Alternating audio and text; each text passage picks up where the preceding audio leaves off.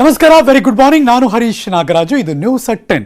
ರಾಜ್ಯದಲ್ಲಿ ಮುಖ್ಯಮಂತ್ರಿ ಬದಲಾವಣೆ ಚರ್ಚೆಯ ಮಾತುಗಳಂತೂ ಕೇಳಿ ಬರ್ತಾನೆ ಇದೆ. ಈ ಹಿನ್ನೆಲೆಯಲ್ಲಿ ಇದೀಗ ಬರ್ತಿರುವಂತಹ ಬ್ರೇಕಿಂಗ್ ನ್ಯೂಸ್. ಪಂಚಮಸಾಲಿ ಸಮಾಜಕ್ಕೆ ಸಿಎಂ ಸ್ಥಾನ ಕೊಡ್ಲಿ ಅಂದ್ರು ಬಸವ ಜಯ ಮೃತ್ಯುಂಜಯ ಸ್ವಾಮೀಜಿಗಳು. ಈ ಮೂಲಕ ಆಗ್ರಹ ಮಾಡ್ತಿದ್ದಾರೆ. Breaking news.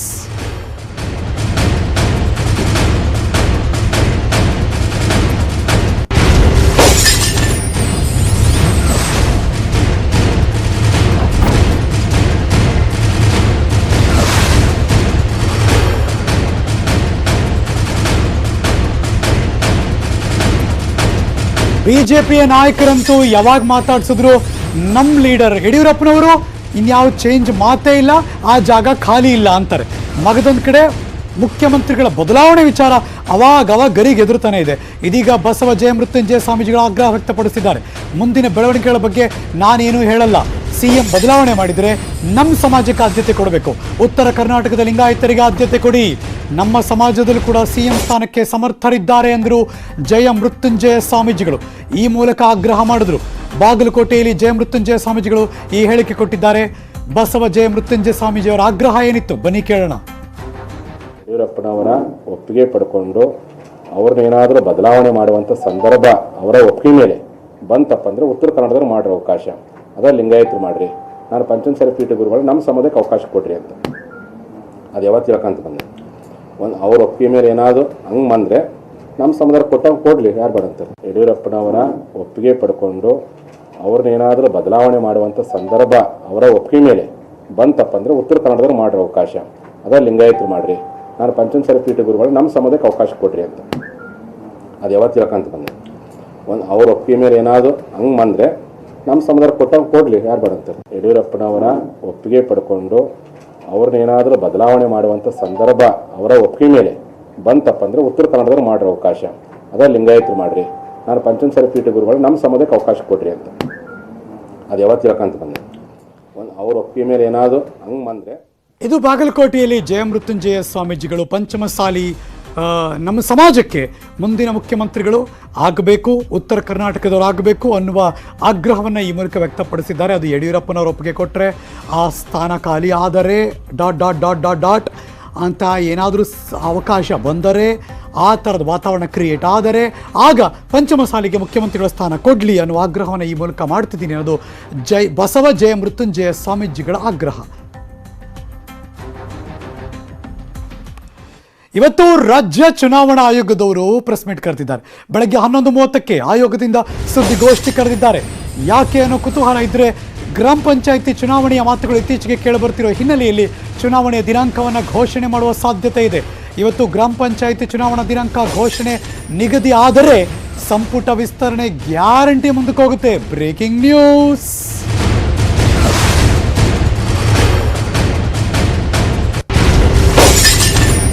ಸಂಪುಟ ವಿಸ್ತರಣೆ ಆಗುತ್ತೆ, ನಾವು ಮಂತ್ರಿ ಆಗ್ತೀವಿ ಅಂತ ಯೋಚನೆ ಮಾಡ್ತಿರೋರೆಲ್ಲರಿಗೂ ಇದು ಬಹಳ ಅರಗಿಸಿಕೊಳ್ಳಲಾರದ ಕಹಿ ಸುದ್ದಿ ಇದು ಅವರೆಲ್ಲರಿಗೂ. ಯಾಕೆ ಅಂದರೆ ಚುನಾವಣೆ ಡಿಕ್ಲೇರ್ ಆದರೆ ಕೋಡ್ ಆಫ್ ಕಂಡಕ್ಟ್ ನೀತಿ ಸಂಹಿತೆ ಜಾರಿ ಆಗುತ್ತೆ.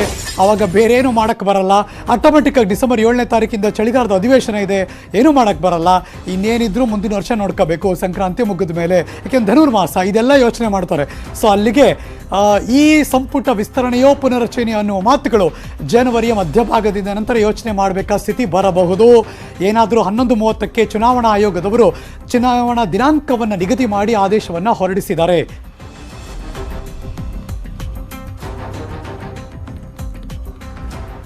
ಈ ನಡುವೆ ಗ್ರಾಮ ಪಂಚಾಯಿತಿ ಚುನಾವಣೆಗೆ ಭಾರತೀಯ ಜನತಾ ಪಕ್ಷ ಸಂಪೂರ್ಣವಾಗಿ ಸಿದ್ಧವಾಗಿದೆ. ಯಾವ ಸಂದರ್ಭದಲ್ಲಿ ಚುನಾವಣೆ ಬಂದರೂ ಕೂಡ ನಮ್ಮ ಕಾರ್ಯಕರ್ತರು ಸಿದ್ಧವಾಗಿದ್ದಾರೆ ಅಂತ ಬಿಜೆಪಿಯ ರಾಜ್ಯಾಧ್ಯಕ್ಷ ನಳಿನ್ ಕುಮಾರ್ ಕಟೀಲ್ ಹೇಳಿಕೆ ಕೊಟ್ಟರು. ಕಟೀಲ್ ಅವರ ಹೇಳಿಕೆ ಏನಿತ್ತು ಬನ್ನಿ ನೋಡೋಣ. ಭಾರತೀಯ ಜನತಾ ಪಾರ್ಟಿ ಪೂರ್ಣವಾಗಿರ್ತಕ್ಕಂಥ ಸಿದ್ಧತೆಯಿಂದ ಗ್ರಾಮ ಪಂಚಾಯತ್ ಚುನಾವಣೆ ದೃಷ್ಟಿಯಿಂದ ಮಾಡಿದ್ದೇವೆ. ಯಾವ ಸಂದರ್ಭದಲ್ಲೇ ಚುನಾವಣೆ ಬಂದರೂ ನಮ್ಮ ಕಾರ್ಯಕರ್ತರು ಪೂರ್ಣವಾಗಿ ಸಿದ್ಧರಾಗಿದ್ದಾರೆ. ಭಾರತೀಯ ಜನತಾ ಪಾರ್ಟಿ ಪೂರ್ಣವಾಗಿರ್ತಕ್ಕಂಥ ಸಿದ್ಧತೆಯಿಂದ ಗ್ರಾಮ ಪಂಚಾಯತ್ ಚುನಾವಣೆ ದೃಷ್ಟಿಯಿಂದ ಮಾಡಿದ್ದೇವೆ. ಯಾವ ಸಂದರ್ಭದಲ್ಲೇ ಚುನಾವಣೆ ಬಂದರೂ ನಮ್ಮ ಕಾರ್ಯಕರ್ತರು ಪೂರ್ಣವಾಗಿ ಸಿದ್ಧರಾಗಿದ್ದಾರೆ. ಭಾರತೀಯ ಜನತಾ ಪಾರ್ಟಿ ಪೂರ್ಣವಾಗಿರ್ತಕ್ಕಂಥ ಸಿದ್ಧತೆಯಿಂದ ಗ್ರಾಮ ಪಂಚಾಯತ್ ಚುನಾವಣೆ ದೃಷ್ಟಿಯಿಂದ ಮಾಡಿದ್ದೇವೆ. ಈ ವಾರ ಬಿಟ್ಟರೆ ಮುಂದೊಂದು ತಿಂಗಳು ಶುಭ ಸುದ್ದಿಯೋ ಮತ್ತೆ ನಿರಾಸೆಯೋ ಗೊತ್ತಿಲ್ಲ. ಸಂಪುಟ ವಿಸ್ತರಣೆಗೆ ಏನಾದರೂ ಸಿಗುತ್ತಾ ಗ್ರೀನ್ ಸಿಗ್ನಲ್? ಈ ಹೊತ್ತಿನ ಸ್ಪೆಷಲ್ ಸಂಪುಟ ಸಸ್ಪೆನ್ಸ್.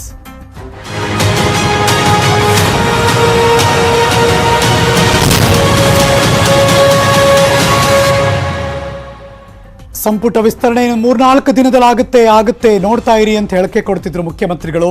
ಆ ಸಂಪುಟ ವಿಸ್ತರಣೆಗೆ ಇವತ್ತೇನಾದರೂ ಗ್ರೀನ್ ಸಿಗ್ನಲ್ ಕೊನೆಗೂ ಕೊಟ್ಟು ಬಿಡ್ತಾರಾ? 3-4 ದಿನ ಅಂತ ಹೇಳಿಕೆ ಕೊಟ್ಟಿದ್ದಾದ್ರೂ ಯಾಕೆ ಯಡಿಯೂರಪ್ಪನವರು ಈ ವಾರದಲ್ಲಾದರೂ ಸಚಿವಾಕಾಂಕ್ಷಿಗಳಿಗೆ ಗುಡ್ ನ್ಯೂಸ್ ಸಿಗುತ್ತಾ? Breaking news.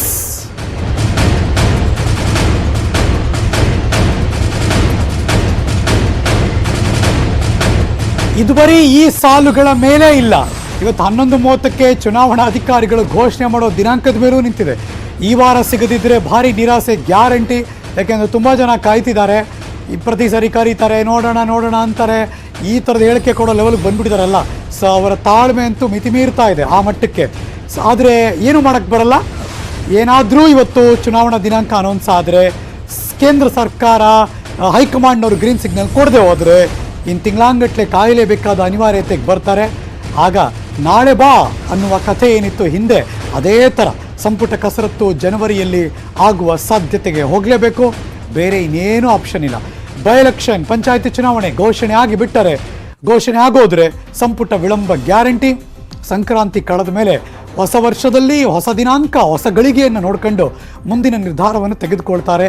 ಆವಾಗ ಇನ್ನೇನು ಕಾದಿದೆಯೋ ಗೊತ್ತಿಲ್ಲ. ಒಟ್ಟು ಅಂತೀರಿ ಮರೀಚಿಕೆ ಆಗ್ಬಿಟ್ಟಿದೆ. ಯಾರ್ಯಾರು ಗೆದ್ದರು, ಇನ್ನೇ ನಮಗೆ ಬಂದೇ ಬಿಡ್ತು, ಗೆದ್ಕೊಂಡು ಹೋದ್ಮೇಲೆ ಅಲ್ಲಿ ಹೋಗಿ ಓದ್ ತಗೊಳ್ಳೋದು ಒಂದೇ ಬಾಕಿ ಅಂತ ಯಾರ್ಯಾರು ಯೋಚನೆ ಮಾಡ್ತಿದ್ರು ಅವರೆಲ್ಲರೂ ಕೂಡ ತಿಂಗಳಾಂಗಟ್ಟಲೆ ಕಾಯಬೇಕಾದಂಥ ಪರಿಸ್ಥಿತಿ. ಇದ್ರ ಬಗ್ಗೆ ನಿನ್ನೆ ಮಡಿಕೇರಿಯಲ್ಲಿ ಕಂದಾಯ ಸಚಿವರಾದಂಥ ಆರ್ ಅಶೋಕ್ ಅವರು ಕೂಡ ಮಾತಾಡ್ತಿದ್ರು. ಇವತ್ತು ಪ್ರೆಸ್ ಮೀಟ್ ಕರೆದಿದ್ದಾರಲ್ಲ ಚುನಾವಣಾ ಆಯೋಗದವರು, ನಿನ್ನೆ ಅದಕ್ಕೊಂದು ಸುಳಿವೆ ಕೊಟ್ಬಿಟ್ರು. ಅವ್ರಿಗೆ ನೋಡಕ್ಕೆ ಹೋದರೆ ಪಂಚಾಯಿತಿ ಎಲೆಕ್ಷನ್ ಆದ ಬಳಿಕ ಸಂಪುಟದ ಬಗ್ಗೆ ಕೇಂದ್ರ ಸರ್ಕಾರದ ಅಂದರೆ ಕೇಂದ್ರ ನಾಯಕರು ನಿರ್ಧಾರ ಮಾಡ್ತಾರೆ ಅಂತ ಆರ್ ಅಶೋಕ್ ಅವರ ಮಾತಿತ್ತು. ಅವರೇನು ಹೇಳಿದ್ರು ನಿನ್ನೆ ಬನ್ನಿ ನೋಡೋಣ. ಕೇಂದ್ರದವರ ತೀರ್ಮಾನದ ಮೇಲೆ ನಿಂತಿರೋದು. ಯಾಕಂದರೆ ಈಗ ಗ್ರಾಮ ಪಂಚಾಯಿತಿ ಚುನಾವಣೆ ಘೋಷಣೆ ಆಗೋದಿದೆ, ಮತ್ತು 7ನೇ ತಾರೀಕು ವಿಧಾನಸಭಾ ಅಧಿವೇಶನ ಇದೆ, ಬೈ ಎಲೆಕ್ಷನ್ ಇದೆ. ಇವೆಲ್ಲವನ್ನು ನೋಡಿಕೊಂಡು ಕೇಂದ್ರದ ನಾಯಕರು ಸೂಕ್ತ ಸಂದರ್ಭದಲ್ಲಿ ಸೂಕ್ತ ನಿರ್ಧಾರಗಳನ್ನು ತೆಗೆದುಕೊಳ್ತಾರೆ. ಯಾರಿಗೆ ನಾವು ಮಾತು ಕೊಟ್ಟಿದ್ರಿ, MTB ನಾಗರಾಜ್ ಇರ್ಬೋದು, ಶಂಕರ್ ಇರ್ಬೋದು, ಮುನ್ರತ್ನಮ್ ಅವರು ಇರ್ಬೋದು, ನಾವು ಯಾರಿಗೆ ಮಾತು ಕೊಟ್ಟಿದ್ರಿ ಅದನ್ನು ಯಡಿಯೂರಪ್ಪನವರು ಉಳಿಸ್ಕೊತಾರೆ. ಅದು ತಾಳ್ಮೆಯಿಂದ ಇರಬೇಕಾದಂಥದ್ದು ಈ ಸಂದರ್ಭದಲ್ಲಿ ಅವಶ್ಯಕತೆ ಇದೆ. ಯಾಕಂದರೆ ಕೋರ್ಟಲ್ಲಿ ಕೇಸ್ ಆದಾಗೂ ಕೂಡ ಪಾಪ ಅವರು ಭಾಳ ಕಷ್ಟದಿಂದ ಇವತ್ತು ಮಂತ್ರಿಗಳಾಗಿದ್ದಾರೆ. ಕೋರ್ಟಲ್ಲಿ ಕೇಸ್ ಆಗಿ ಒಂದು ಸುಮಾರು 6-7 ತಿಂಗಳ ಕಾಲ ಅವರು ಕೂಡ ಅತಂತ್ರದಲ್ಲಿದ್ದರು. ಅವರಿಗೆಲ್ಲ ಇವತ್ತು ಮಂತ್ರಿ ಸ್ಥಾನ ಸಿಕ್ಕಿದೆ, ಇವ್ರಿಗೂ ಸಿಗ್ತೈತೆ. ಆ ಥರ ಬೇಡೋದು ಬೇಡ ಅಂತೇಳಿ ವಿನಂತಿಯನ್ನು ಮಾಡ್ತೀನಿ. ಮಗದೊಮ್ಮೆ ಸೂಪರ್ ಸ್ಟಾರ್ ರಜನಿಕಾಂತ್ ಸುದ್ದಿಯಲ್ಲಿದ್ದಾರೆ. ಆದರೆ ಸಿನಿಮಾ ವಿಷಯಕ್ಕಲ್ಲ, ರಾಜಕಾರಣದ ವಿಷಯಕ್ಕೆ. ಹೊಸ ಪಕ್ಷ ಘೋಷಣೆಯನ್ನು ಮಾಡ್ತಾರಾ ಎಂಬ ಚರ್ಚೆ ಇನ್ನಷ್ಟು ಈಗ ಮುನ್ನೆಲೆಗೆ ಬಂದಂಗೆ ಕಾಣಿಸ್ತಾ ಇದೆ. ಇದೀಗ ಬರ್ತಿರೋಂಥ ಬ್ರೇಕಿಂಗ್ ನ್ಯೂಸ್. ಇವತ್ತು ಚೆನ್ನೈನಲ್ಲಿ ರಜನಿಕಾಂತ್ ತಮ್ಮ ಅಭಿಮಾನಿಗಳ ಸಭೆ ಕರೆದಿದ್ದಾರೆ. ಅಭಿಮಾನಿಗಳು ಹಾಗೂ ತಮ್ಮ ರಜನಿ ಮಕ್ಕಳ ಮಂಡ್ರಂ ಸಂಘಟನೆಯ ಪದಾಧಿಕಾರಿಗಳು, ಜಿಲ್ಲಾ ಕಾರ್ಯದರ್ಶಿಗಳು ಹಾಗೂ ಕಾರ್ಯಕರ್ತರ ಜೊತೆ ಚರ್ಚೆಯನ್ನು ಮಾಡ್ತಾರಂತೆ. ಹೊಸ ಪಕ್ಷ ಕಟ್ಟೋಣವೇ ಅಥವಾ ಬೇಡವಾ, ಮುಂದಿನ ಎಲೆಕ್ಷನ್ಗೆ ನಿಲ್ಲಬೇಕೇ ಅಥವಾ ಬೇಡವಾ? ಯಾಕೆಂದರೆ ಮುಂದಿನ ವರ್ಷ 2021ರಲ್ಲಿ ತಮಿಳುನಾಡಿನ ವಿಧಾನಸಭಾ ಚುನಾವಣೆ ಇದೆ. ಅದಕ್ಕೆ ಈ ಮೂಲಕ ಎಲೆಕ್ಷನ್ಗೆ ಹೋಗೋಣವಾ ಅಥವಾ ಬೇಡವಾ, ನಿಂತ್ಕೋಬೇಕಾ ಬೇಡವಾ, ಈ ಥರದ ಎಲ್ಲ ಆಯಾಮಗಳ ಬಗ್ಗೆ ಚರ್ಚೆ ಮಾಡೋದಕ್ಕೆ ರಜನಿಕಾಂತ್ ಅವರು ಇಂದು ಮೀಟಿಂಗ್ ಕರೆದಿದ್ದಾರೆ. ಆ ಮೀಟಿಂಗ್ನಲ್ಲಿ ಎಲ್ಲ ಅಭಿಮಾನಿಗಳ ಜೊತೆ ಮಾತಾಡ್ತಾರೆ. ಜಿಲ್ಲಾವಾರು ಅಭಿಮಾನಿಗಳಿದ್ದಾರೆ, ಪದಾಧಿಕಾರಿಗಳಿದ್ದಾರೆ. ರಜನಿ ಮಕ್ಕಳ ಮಂಡ್ರಂ ಸಂಘಟನೆಯ ಎಲ್ಲ ಜಿಲ್ಲಾ ಮಟ್ಟದ, ತಾಲೂಕು ಮಟ್ಟದ ಕಾರ್ಯಕರ್ತರು, ಕಾರ್ಯದರ್ಶಿಗಳು, ಪದಾಧಿಕಾರಿಗಳು ಎಲ್ಲರನ್ನೂ ಕೂಡ ಕರೆದಿದ್ದಾರೆ. ಲೆಟ್ಸ್ ವೇಟ್ ಅಂಡ್ ವಾಚ್ ಏನು ನಿರ್ಧಾರ ತೆಗೆದುಕೊಳ್ತಾರೆ ರಜನಿ ಮಕ್ಕಳ ಮಂಡ್ರಂ ಸಂಸ್ಥೆ.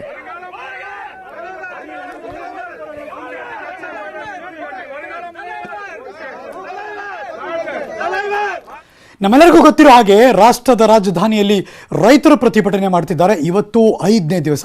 ಇದೀಗ ಬರ್ತಿರುವಂತಹ ಬ್ರೇಕಿಂಗ್ ನ್ಯೂಸ್. ದೆಹಲಿಯಲ್ಲಿ ದಿನದಿಂದ ದಿನಕ್ಕೆ ಮುಂದಕ್ಕೆ ಹೋಗ್ತಾ ಇದೆ. ರೈತರ ಪ್ರತಿಭಟನೆ 5ನೇ ದಿನಕ್ಕೆ ಕಾಲಿಟ್ಟಿದ್ದಾರೆ. ದೆಹಲಿ ಗಡಿಯಲ್ಲೇ ಬೀಡು ಬಿಟ್ಟಿದ್ದಾರೆ ರೈತರು. ದೆಹಲಿ ಪ್ರವೇಶಕ್ಕೆ ರೈತರಿಗೆ ಪೊಲೀಸರು ತಡೆಯೊಡ್ಡಿದ್ದಾರೆ. ಇದು ನಿರಂತರವಾಗಿ ನಡೀತಾ ಇದೆ. ಹೋರಾಟ ನಡೀತು. ಇದೀಗ ಅಲ್ಲೇ ಇದ್ದಾರೆ ಬಾರ್ಡರ್ನಲ್ಲಿ. ರೈತರನ್ನ ಮಾತುಕತೆಗೆ ಆಹ್ವಾನಿಸಿದ್ದಾರೆ ಕೇಂದ್ರದವರು. ಮಾತುಕತೆ ಮಾಡಕ್ ನಾವು ರೆಡಿ ಇಲ್ಲ ಅಂತ ರೈತರು, ರೈತ ಸಂಘಟನೆಗಳು. ಮೊದಲ ಸುತ್ತಿನ ಮಾತುಕತೆ ವಿಫಲ ಆಗಿರೋದ್ರಿಂದ ಫುಲ್ ಗರಂ ಆಗ್ಬಿಟ್ಟಿದ್ದಾರೆ. Breaking news.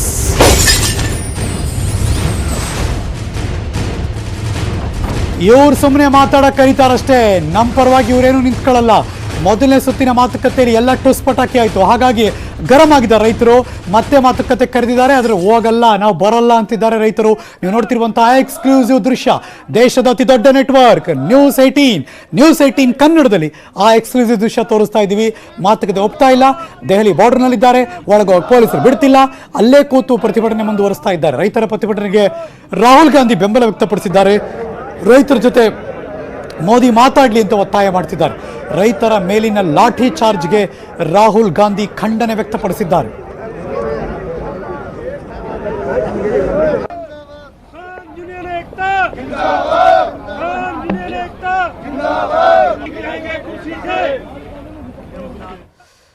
ಎಲ್ಲ ಮಾಹಿತಿಯನ್ನು ನಾವಂತೂ ಅಪ್ಡೇಟ್ ಮಾಡ್ತಾನೆ ಇರ್ತೀವಿ. ನಮ್ಮ ವೆಬ್ಸೈಟ್ನ ವಿಸಿಟ್ ಮಾಡಿ, ಕ್ಲಿಕ್ ಮಾಡಿ, news18kannada.com. ಪ್ರತಿಯೊಂದು ಸುದ್ದಿಯನ್ನು ಕೂಡ ನೀವು ನೋಡ್ತಾನೆ ಇರಿ. ಒಂದು ಚಿಕ್ಕ ಬ್ರೇಕ್ ತಗೊಂಡ್ಬರ್ತೀನಿ, ಎಲ್ಲೂ ಹೋಗದೆ ಕಾಯ್ತಾ ಇರಿ.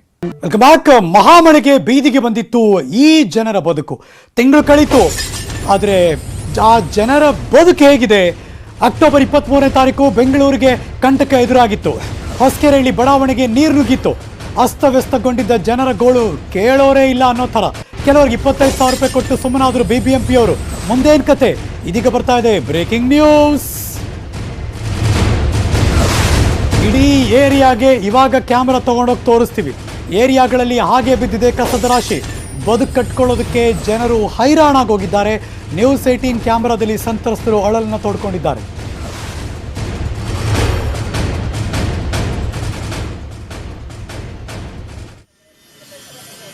ಅವತ್ತು ನಡೆದಂತಹ ಆ ದೃಶ್ಯ ಇದೀಗ ನೀವು ಎಡಭಾಗದಲ್ಲಿ ಮತ್ತು ಬಲಭಾಗದಲ್ಲಿ ನೋಡ್ತಾ ಇದ್ದೀರಾ. ಇದೀಗ ಸಂತ್ರಸ್ತರು ಅಳಲು ತೋಡ್ಕೋತಿದ್ದಾರೆ. ಆಯಿತು, ತಿಂಗಳಾಂಗಟ್ಲೆ ಕಳೀತು, ಆದರೆ ನಮ್ಮ ಪರಿಸ್ಥಿತಿ ಹೇಗಿದೆ ಅನ್ನೋದನ್ನ ಯಾರು ಬಂದು ನೋಡ್ತಾ ಇಲ್ಲ. ಇನ್ನು BBMP ಇನ್ಯಾರು ಎಲೆಕ್ಷನ್ ಆಗಿಲ್ಲ, ಯಾರು ಹೊಸ ಕಾರ್ಪೊರೇಟರ್ ಇಲ್ಲ, ಸೊ ಹಾಗಾಗಿ ಅವರು ತಲೆ ಕೆಡಿಸ್ಕೊಳ್ಳಲ್ಲ, ಸರ್ಕಾರ ತಲೆ ಕೆಡಿಸ್ಕೊಂಡಿಲ್ಲ ಅಂತ ನ್ಯೂಸ್ 18 ಜೊತೆ ತಮ್ಮ ಅಳಲನ್ನ ತೋಡಿಸ್ಕೊಂಡಿದ್ದಾರೆ ಆ ಭಾಗದ ಜನ. ನೀರು ತುಂಬ್ಕೊಂಬಿಟ್ಟು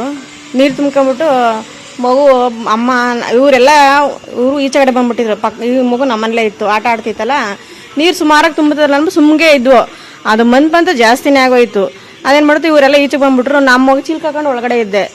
ಬಾಗಿಲು ತೆಗೆದ್ಬಿಟ್ಟು ಈಚೆ ಬರೋಷ್ಟರಲ್ಲಿ ಫುಲ್ ಇಲ್ಲಿ ಗಂಟೆ ಬಂದ್ಬಿಡ್ತು.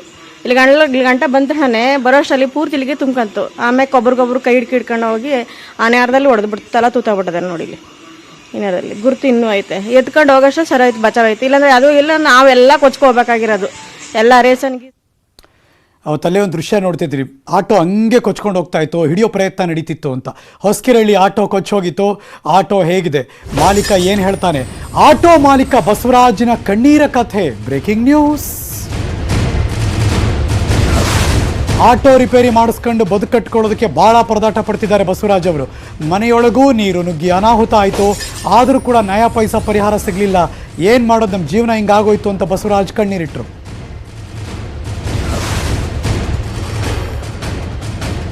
ನೀವು ನೋಡ್ತಿರುವಂತಹ ಈ ಕ್ಷಣದ ಬ್ರೇಕಿಂಗ್ ನ್ಯೂಸ್. ಆಟೋ ಅವತ್ತು ಕೊಚ್ಚಿ ಹೋದಂತಹ ಸಂದರ್ಭ, ಅಂಥ ಕಷ್ಟಪಟ್ಟು ಆಟೋ ಹಿಡ್ಕೊಂಡ್ರು. ಆದರೆ ಆಟೋ ಆ ಮಟ್ಟಕ್ಕೆ ಕೊಚ್ಚೋದ್ಮೇಲೆ ಅದರ ಇಂಜಿನ್ ಏನಾಗಿರ್ಬೇಡ, ಆಟೋ ಮುಂದಕ್ಕೆ ಹೋಗೋಕ್ಕೆ ಸಾಧ್ಯನೇ ಇಲ್ಲ. ಅದನ್ನು ರಿಪೇರಿ ಆಗಬೇಕು, ಮನೆ ರಿಪೇರಿ ಆಗಬೇಕು. ನನ್ನ ಸಹೋದ್ಯೋಗಿ ಆಶಿಕ್ ಅಲ್ಲಿ ಹೋಗಿದ್ರು, ಪ್ರತ್ಯಕ್ಷ ವರದಿ ಕೂಡ ಕೊಟ್ಟಿದ್ದಾರೆ. ಬನ್ನಿ ನೋಡೋಣ. ಅಂದರೆ ಬೆಂಗಳೂರಿನ ಒಂದು ಏರಿಯಾಗೆ ಮುಳುಗೋಗಿರುವಂಥ ಒಂದು ಘಟನೆ ಎಲ್ರಿಗೂ ಕೂಡ ನೆನಪಿರುವಂಥದ್ದು. ಸದ್ಯಕ್ಕೆ ಅವತ್ತು ಯಾವ ರೀತಿಯಾಗಿ ಒಂದು ಏರಿಯಾಕ್ಕೆ ನೀರನ್ನು ನುಗ್ಗಿ ಒಂದು ಪರಿಸ್ಥಿತಿ ಕೈ ಮೀರಿ ಹೋದಂಥ ಒಂದು ಸ್ಥಿತಿಯಲ್ಲಿತ್ತು, ಸದ್ಯಕ್ಕೆ ನಾನು ಅದೇ ಜಾಗದಲ್ಲಿ ನಿಂತಿದ್ದೀನಿ. ನಾನು ಕೆಲವೊಂದು ದೃಶ್ಯಗಳನ್ನು ತೋರಿಸ್ತಾ ಹೋಗ್ತೀನಿ. ಸದ್ಯಕ್ಕೆ ನಾನು ನಿಂತಿರುವಂಥದ್ದು ಏನೋ ಆ ಹೊಸಕೆರೆಹಳ್ಳಿಯ ಏನೋ ದತ್ತಾತ್ರೇಯ ದೇವಸ್ಥಾನ ಏನಿದೆ ಅದರ ಒಂದು ಬಡಾವಣೆಯಲ್ಲಿ, ಇದೇ ಏರಿಯಾದಲ್ಲಿ ನೀವೀಗ ನೋಡ್ತಾ ಇದ್ದೀರಲ್ಲ, ಇದೇ ದಾರಿಯಲ್ಲಿ ಸುಮಾರು ನೀರು ತುಂಬಿಕೊಂಡಿದ್ದಂಥದ್ದು. ಆ ನೀರು ಆ ಪಕ್ಕದಲ್ಲಿ ಹರಿತಾ ಇರುವಂತಹ ರಾಜಕಾಲುವೆಯಿಂದ ರಭಸದಿಂದ ಹರಿದು ಬರುವಂತಹ ಸಂದರ್ಭದಲ್ಲಿ ಅಕ್ಕಪಕ್ಕದಲ್ಲಿರುವಂತಹ ಗೋಡೆಗಳೆಲ್ಲ ಉರುಳೋಗಿ ನಂತರ ಅದು ಈ ಬಡಾವಣೆಗೆ ನುಗ್ಗಿದ್ದಂತಹ ಪರಿಣಾಮ ಏನು ಮನೆಯೊಳಗಡೆ ನೀರು ನುಗ್ಗೋದಾಗಿರ್ಬೋದು, ಅಥವಾ ಇನ್ನು ನಿವಾಸಿಗಳ ಕಾರುಗಳಾಗಿರ್ಬೋದು, ಬೈಕ್ಗಳು, ಆಟೋಗಳು ಎಲ್ಲವೂ ಕೂಡ ನೀರಿನಲ್ಲಿ ತೇಲಾಡಿದ್ದಂತಹ ಒಂದು ಪರಿಸ್ಥಿತಿ ಅವತ್ತು ನಿರ್ಮಾಣ ಆಗಿತ್ತು. ಸದ್ಯಕ್ಕೆ ನೀವು ಒಂದು ದೃಶ್ಯ ಕೂಡ ನೋಡಿರ್ಬೋದು, ಏನು ಅವತ್ತು ನೀರು ಹರಿದಂತಹ ಸಂದರ್ಭದಲ್ಲಿ ಒಂದು ಆಟೋ ನೀರಿನ ಜೊತೆಗೆ ಹರಿದು ಹೋಗ್ತಾ ಇತ್ತು. ಇವತ್ತು ನ್ಯೂಸ್ 18 ಕನ್ನಡ ಎಕ್ಸ್ಕ್ಲೂಸಿವ್ ಆಗಿ ಆಟೋವನ್ನು ನಿಮಗೆ ತೋರಿಸುತ್ತೆ. ಇದೇ ಆಟೋ ಅವತ್ತು ಏನು ಆ ರಭಸದಿಂದ ಆ ಮಳೆ ನೀರಿಗೆ ಬಿದ್ದು ರಾಜಕಾಲುವೆ ಕಟ್ಟೆ ಒಡೆದು ಏನು ಬಡಾವಣೆಗೆ ನೀರು ನುಗ್ಗಿತ್ತೋ ಅವತ್ತು ಆ ನದಿಯ ನೀರಿಗೆ ರಭಸದಲ್ಲಿ ಕೊಚ್ಚಿ ಹೋದಂತ ಆಟೋ ಇದು. ಈ ಆಟೋ ಈಗ ಮತ್ತೆ ಎಲ್ಲ ರಿಪೇರ್ ಮಾಡ್ಕೊಂಡು ಮತ್ತೆ ಸರಿ ಮಾಡ್ಕೊಂಡಿದ್ದಾರೆ. ಆದ್ಮೇಲೆ ಯಾವ ರೀತಿಯಾದಂತಹ ಪರಿಸ್ಥಿತಿ ಇಲ್ಲಿದೆ, ಯಾವ ರೀತಿ ಅವ್ರು ಮತ್ತೆ ಜೀವನವನ್ನ ಕಟ್ಕೊಳ್ತಿದ್ದಾರೆ ಅನ್ನೋದನ್ನ ಸ್ವತಃ ಅವರನ್ನೇ ಮಾತಾಡ್ಸ್ಕೊಂಡು ಕೇಳೋಣ. ಸರ್, ಲಾಸ್ಟ್ ಟೈಮು ಮಳೆ ಬಂದಿತ್ತು, ನಾವು ಗೊತ್ತಿದೆ, ಅದರ ಫಲಾನುಭವಿಗಳು ನೀವು ಯಾವ ರೀತಿ ನೀವು ಪರದಾಡಿದ್ದೀರಿ ಅಂತ ನಾವು ನೋಡಿದ್ದೀವಿ. ನಿಮ್ಮ ಈ ಆಟೋ ರಿಕ್ಷಾ ನೀರಲ್ಲಿ ಹರಿದು ಹೋಗಿರುವಂಥದ್ದು ಇಡೀ ರಾಜ್ಯದ ಜನರೇ ನೋಡಿದ್ದಾರೆ. ಏನು ಹೇಳ್ತೀರಾ? ನಿಮ್ಗೇನಾದ್ರೂ ಪರಿಹಾರ ಸಿಕ್ಕಿದೆಯಾ? ಕೆಲವ್ರು ಸಿಕ್ಕೈತೆ, ಕೆಲವ್ರು ಸಿಕ್ಕಿಲ್ಲ. ಇಲ್ಲಿ ಕೆಲವ್ರು ಸಿಕ್ಕೈತೆ, ಕೆಲವ್ರು ಸಿಕ್ಕಿಲ್ಲ. ಇಲ್ಲಿ ನಮ್ಮ ಮನೆ ನಾವು ಮಾಡೋದು, ಬಾಕಿ ಎಲ್ಲ ಮಾಡ್ಕೊಟ್ರು, ಕೈಲಾಗ್ದೋಟೆಲ್ಲ ಮಾಡ್ಕೊಟ್ರು, ಎಲ್ಲ ಹೋದ ಎತ್ತಾಕಿದ್ರು, ಬಾಕಿ ಹಾಕೊಂಡು. ಎಸ್ ವೀಕ್ಷಕರು, ಏನಿದು ಅವರು ಹೇಳುವಂತ ಮಾತು. ಇನ್ನು ಇದೇ ರೋಡ್ನಲ್ಲಿ ಅಂದ್ರೆ ಅಲ್ಲಿಂದ ಸುಮಾರು ಆ ಟೆಂಟ್ ಹಾಕಿದಾರಲ್ಲ, ಆ ಟೆಂಟ್ ವರೆಗೂ ಕೂಡ ಅದಕ್ಕಿಂತನೂ ಆಚೆಗೆ ನೀರು ಸುಮಾರು ಒಂದು ಲೆವೆಲ್ಗೆ ಇಲ್ಲಿ ಹರಿತಾ ಇತ್ತು. ಇದು ಬಡಾವಣೆನೋ ಅಥವಾ ಸ್ವತಃ ನದಿನೋ ಅನ್ನೋ ತರ ಆಗೋಗ್ಬಿಟ್ಟಿತ್ತು.